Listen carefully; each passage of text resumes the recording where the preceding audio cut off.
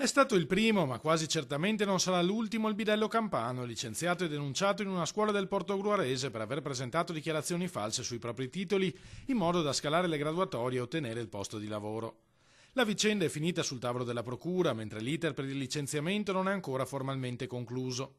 Abbiamo iniziato da qualche tempo un lavoro capillare di controllo sui titoli di tutto il personale non docente delle scuole venete, ricorda l'assessore regionale all'istruzione Elena Donazzan, e lo porteremo a compimento per individuare e punire ogni irregolarità. L'Ufficio Scolastico Regionale del Veneto ha attivato una sorta di gruppo di lavoro, una task force per verificare i titoli, perché ciò che è di più sbagliato è quello di lasciare intendere che proprio a scuola qualcuno possa fare il furbo. Il fenomeno dei bidelli che arrivano dal sud Italia presentando diplomi triennali dall'immancabile punteggio di 100 e si posizionano così in cima alle graduatorie per le scuole venete è noto da tempo.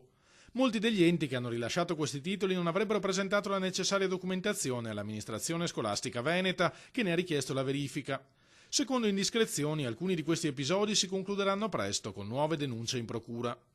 Il Veneto è impegnato da anni in una battaglia politica e legale per ottenere le competenze per gestire le graduatorie a livello regionale. Quando avremo l'autonomia, in particolare nell'istruzione, proprio quel che riguarda